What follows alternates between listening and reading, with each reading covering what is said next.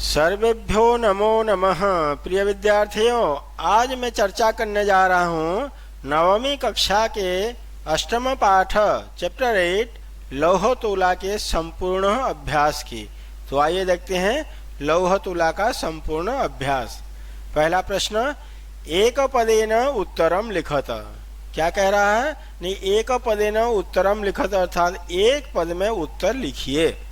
तो क प्रश्न, बणिक पुत्रस्य किम नाम आसीत। उस बणिक के पुत्र का, व्यापारी के पुत्र का क्या नाम था?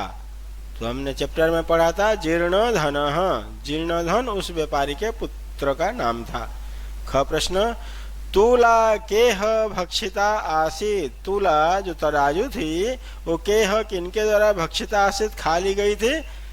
तो उत्तर देगा मूषकेह, तो चूहों के द्वारा। ग प्रश्न, तुला कीदृशी आसी। जो तराजू थी वो कैसी थी? तराजू कैसी थी? तो उत्तर आएगा लौह घटिता, लोहे से बनी हुई, या फिर पूर्व पुरुषोपार्जिता, अपने पूर्व पुरुषों के द्वारा कमाया गया। ये दोनों इसका उत्तर हो सकता है। लौह घटिता, लोहे की तराजू थी भी बोल सकते हैं, या फिर पूर्व पुरुषों के द्वारा कमाया गया, ये भी बोल सकते हैं। घ प्रश्न, पुत्र केन हृत इति जीर्णधन वदति। पुत्र बेटा केन हृत, किसके द्वारा हरण कर लिया गया था, चुरा लिया गया। इति जीर्णधन वदति, इस प्रकार जीर्णधन बोलता है कि पुत्र किसके द्वारा चुरा लिया गया, जीर्णधन कहता है। तो उत्तर आ जाएगा सेनेन, सेन के द्वारा अर्थात बाज के द्वारा पुत्र चुरा लिया गया बोल करके जीर्णधन बोला। ग प्रश्न, विवाद मानो तो द्वावपि कुत्र गतो। विवाद मानो अर्थात झगड़ते हुए, विवाद करते हुए, तो द्वावपि वे दोनों के दोनों ही, कुत्र गतो कहाँ चले गए? तो उत्तर हो जाएगा राजकुलम, राजकुल में, राज दरबार में दोनों के दोनों चले गए। आइए द्वितीय प्रश्न देखते हैं। अधोलिखितानां प्रश्नानां उत्तराणि संस्कृत भाषायां लिखत। अर्थात नीचे लिखे प्रश्नों के उत्तर संस्कृत भाषा में लिखिए। ये जो प्रश्न लिखे हुए हैं इनके संस्कृत भाषा में उत्तर लिखने के लिए बोल रहा है। वन वर्ड में नहीं लिखना है, पूर्ण वाक्य में लिखना है। तो क प्रश्न देखते हैं। देशांतरम गंतुम इच्छन बणिक पुत्र किम व्यचिंतयत। देशांतरम अर्थात विदेश, विदेश जाने की इच्छा करता हुआ वह व्यापारी का पुत्र किम व्यचिंतयत, क्या सोचा। तो क्या सोचा देखते हैं उत्तर में क्या कह रहा है।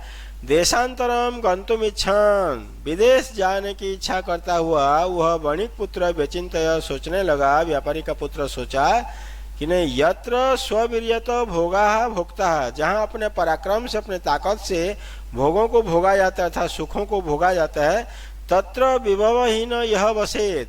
तत्र वहाँ विभवहीन धनीन होकर के, यह वसे जो निवास करता है, सपुरुषाधम भवति, वह सबसे अधम पुरुष अर्थात सबसे नीच पुरुष कहलाता है। ऐसा उसने सोचा। तो मैं बिना धनवान के यहाँ पे रहना नहीं चाहता हूँ, ये कहा, यही सोचा उसने। तो आइए ख प्रश्न, स्वतुलाम याचमानम जीर्णधनम श्रेष्ठी किम अकथय। स्वतुलाम अपनी तराजू को याचमानम मांगता हुआ जीर्णधन को श्रेष्ठी किम अकथयत, सेठ ने क्या कहा। अपने तराजू मांगने वाले उस जीर्णधन को सेठ ने क्या कहा? तो उत्तर देखिए, स्वतुलाम याचमानम जीर्णधनम श्रेष्ठी अकथय। अपने तराजू मांगते हुए उस जीर्णधन को सेठ ने कहा, भो त्वदीया तुला मूषके ही भक्षिता। त्वदीया तुला, अरे तुम्हारे तराजू को तो मूषक ही भक्षिता, चूहों के द्वारा खा लिया गया, अर्थात तुम्हारे तराजू को चूहों ने खा लिया। अब ग प्रश्न, जीर्णधन गिरिगुहा द्वारम कया आच्छाद्य गृहम आगत। जीर्णधन, जो जीर्णधन था वो गिरिगुहा द्वारम, उस पहाड़ की गुफा के दरवाजे को अर्थात गेट को, कया किससे, आच्छाद्य ढक कर गृह आगत घर आ गया। जीर्णधन उस गुफा के दरवाजे को अर्थात गेट को किससे ढक कर घर आ गया? तो उत्तर देखते हैं, जीर्णधन गिरी गुहा द्वारम, जो जीर्णधन था वो उस पहाड़ के गुफा के गेट को बृहत छिलया, इसको संधि विच्छेद जल्दी कर देंगे, बृहत प्लस छिलया, बहुत बड़े पत्थर से। बृहत छिलया का मतलब बहुत बड़े पत्थर से आच्छाद्य ढक कर गृहम आगत घर आ गया।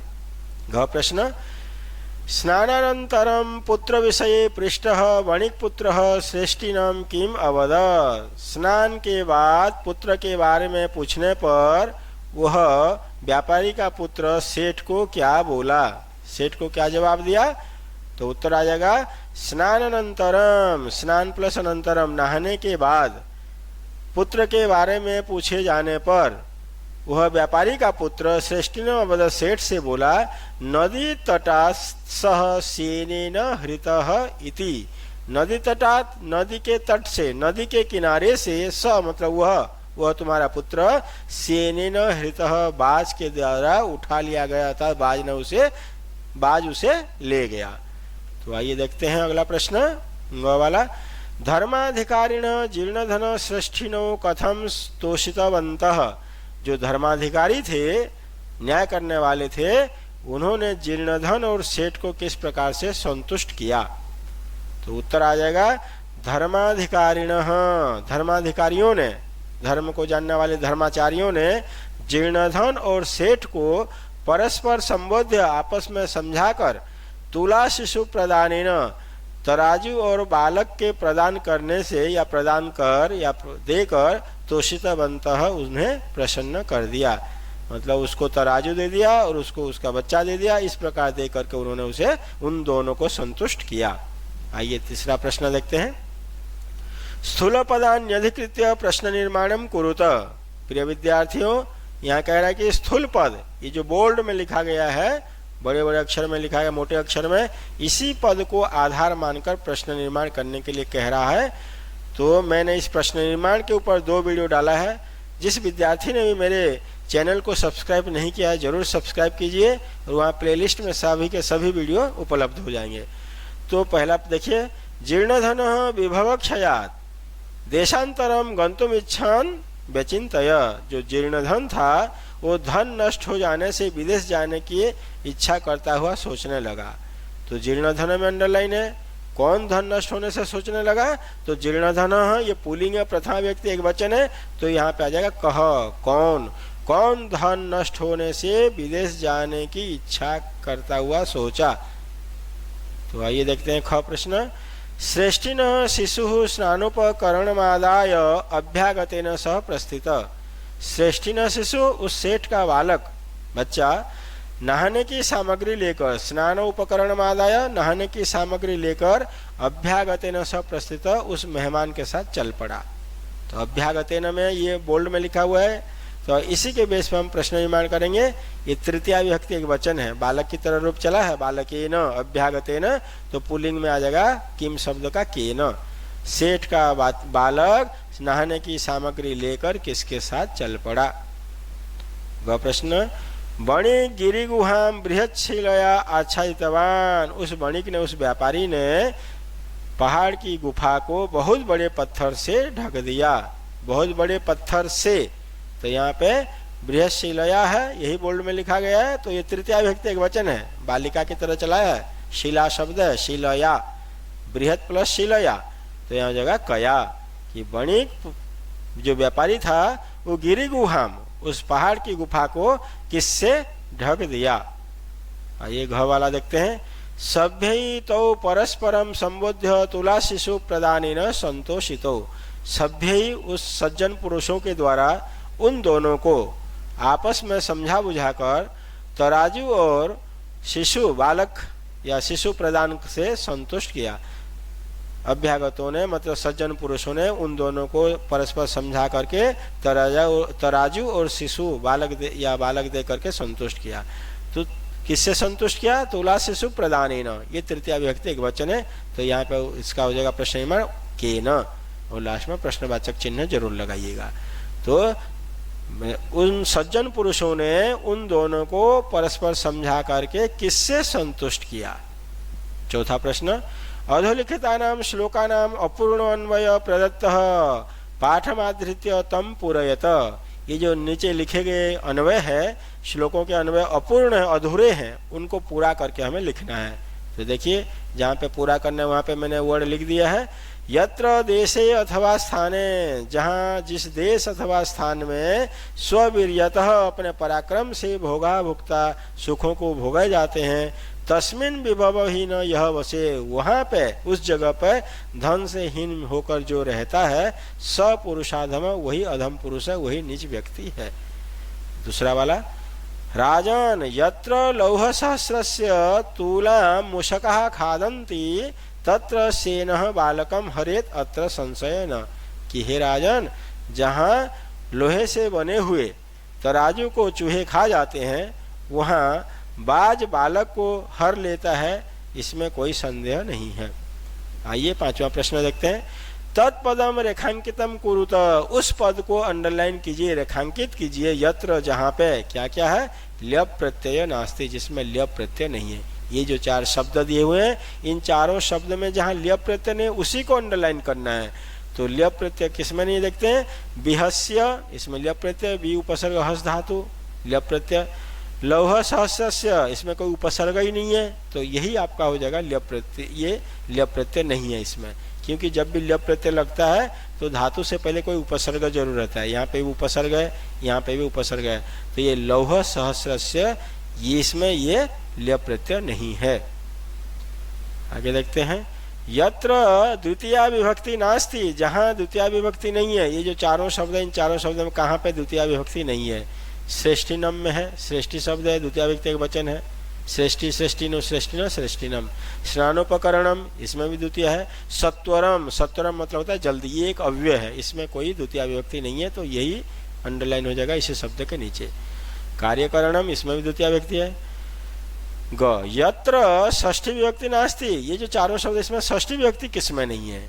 पश्यतः, दृश्य धातु है, शत्रु प्रत्यय लगने के बाद पश्चात बन जाता है, फिर पश्चन पश्चंतो पश्चंत रूप चला करके ये षष्ठी व्यक्ति में आ जाता है। पश्यतः, स्ववीर्यतः, ये है आपका अपनी पराक्रम से, मेहनत से, तो पंचमी व्यक्ति है, से अपादान कारक का चिन्ह है। श्रेष्ठिनः, तो यहाँ पे भी षष्ठी व्यक्ति है। अभ्यागता नाम, ये षष्ठी व्यक्ति बहुवचन है। छठे प्रश्न को देखते हैं, संधि न संधि विच्छेदन व रिक्त स्थानानि पूरयत, संधि के द्वारा या फिर संधि विच्छेद के द्वारा रिक्त स्थानानि पूरयत, रिक्त स्थानों को पूरा करना है। देखिए क वाला, श्रेष्ठ्याह, श्रेष्ठ्याह, तो यहाँ पे श्रेष्ठी प्लस आह, यण संधि है विद्यार्थियों, यहाँ पे यण संधि है। ये बड़ी या छोटी के बाद जब अन्य स्वर आता है तो ई को य हो जाता है, तो यहाँ पे इस ई को य कर दिया तो ठ आधा बच गया, फिर ठ में ये य में आ मिल करके ठ्या बन गया, तो श्रेष्ठ्याह। द्वावपि, द्वौ प्लस अपि, यहाँ पे अयादि संधि है, औ को आब हो जाता है, आब बनने के बाद ये व में अ मिल जाएगा, तो द्वावपि। पुरुषोपार्जिता, यहाँ पे गुण संधि है, ओ बन गया है, पुरुष प्लस उपार्जिता, श में अ है, इधर उ है, तो अ प्लस उ इक्वल टू ओ, पुरुषोपार्जिता। यथेच्छया, यथा प्लस इच्छया, गुण संधि है यहाँ पे, अ आके बाद ई आने पे दोनों मिलकर के ए बन जाते हैं, तो बन गया यथेच्छया, यथा प्लस इच्छया।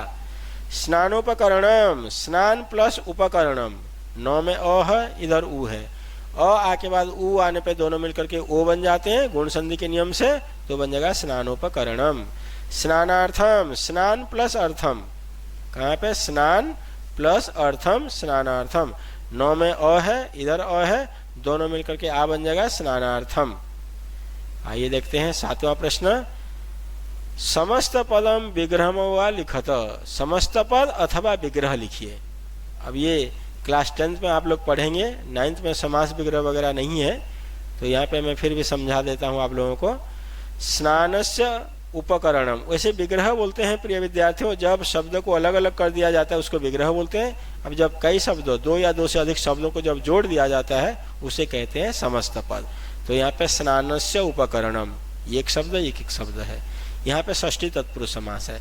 अब षष्ठी तत्पुरुष समास में क्या करते हैं, पहले शब्द का मूल शब्द ले लेते हैं, जैसे स्नान है, यहाँ पे स्नान, स्नानस्य में स्नान है और उपकरणम का उपकरण है, तो स्नान का अ और उ मिलकर के ओ बन जाएगा स्नानोपकरणम। जब भी समस्त पद बनाते हैं तो संधि जरूर कर लेते हैं, अगर संधि पॉसिबल होती है तो। गिरे है गुहायाम, गिरे में मूल शब्द गिरी है और बाद वाला पद जुड़ जाएगा गिरी गुहायाम।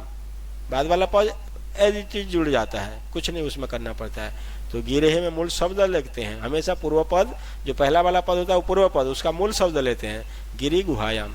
धर्म से अधिकारी, धर्म से मूल शब्द धर्म है और अधिकारी का अ, दोनों मिलकर के आ बन गया धर्माधिकारी। विभवे ही हीना, धनों से हीन, विभवे ही न विभव हीना, विभव ही में मूल शब्द विभव है और हीना जुड़ जाएगा विभव हीना। आइए इसका आ पाठ को देख लेते हैं। यथापेक्षिताम अधोलिखितानाम शब्दानाम सहायतया लौहतुला इति कथायाः सारांशम संस्कृत भाषाया लिखत।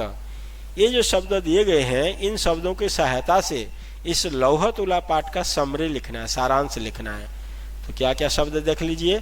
वणिक पुत्र, लौहतुला, वृंतांतम, श्रेष्ठिनम, गतः, स्नानार्थम, अयाचत, ज्ञात्वा, प्रत्यागतः, प्रदानम। तो इन्हीं शब्दों का प्रयोग होना चाहिए हम जो समरी लिखेंगे। तो आइए देखते हैं समरी को। एकदा जीर्णधन नाम वणिक पुत्र धनक्षया देशांतरम गंतुम अचिंतयत। एक बार जो जीर्णधन था व्यापारी का पुत्र धन नष्ट हो जाने से विदेश जाने की इच्छा करने लगा और उसके घर में तस्य गृहे एका लोहतुला, उसके घर में एक लोहे की तराजू थी। उसने उस तराजू को, वह वणिक पुत्र वह तराजू, उस लोहे की तराजू को किसी सेठ के घर में रखकर विदेश चल पड़ा। फिर विदेश चल पड़ा, विदेश से फिर वापस आ गया। विदेशात् आगत्य स्वतुलाम अयाचत, विदेश से वापस आकर उसने वह तराजू मांगा। तो सेठ बोला कि तुम्हारे तराजू को, तुलाम तो मुसखे भक्षिता, तराजू को तो चूहों ने खा लिया। फिर उसके बाद वह जीर्णधन जो व्यापारी का पुत्र था वह सेठ के बेटे के साथ नहाने के लिए चला जाता है। ठीक है कोई बात नहीं, बोला आप अपने बेटे को नहाने के लिए मेरे साथ भेज दीजिए। फिर वो नहाने के लिए चला जाता है। नहा करके वह उस सेठ के पुत्र को एक बड़े गुफा के अंदर रख कर उसके दरवाजे को बहुत बड़े पत्थर से ढक कर घर वापस आ गया। उसके बेटे को उस गुफा में छुपा करके वापस आ गया। फिर वापस जब आ गया तब सेठ पूछा, अपने पुत्र के बारे में पूछा, अरे मेरा पुत्र कहाँ है? तब वणिक अवदत वह व्यापारी बोला, नदी के किनारे से बाज ने तुम्हारे पुत्र को उठा लिया अर्थात ले गया। फिर वह शीघ्र बोला, बहुत जल्दी बोला, अरे क्या कभी बाज भी किसी बच्चे को ले जा सकता है?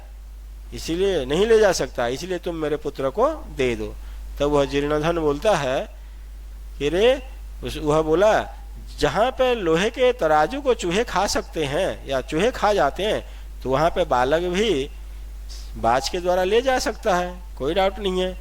इस प्रकार दोनों झगड़ते हुए, विवाद करते हुए, विवाद मानो झगड़ते हुए राजकुलम अगच्छताम, दोनों राज दरबार में चले गए।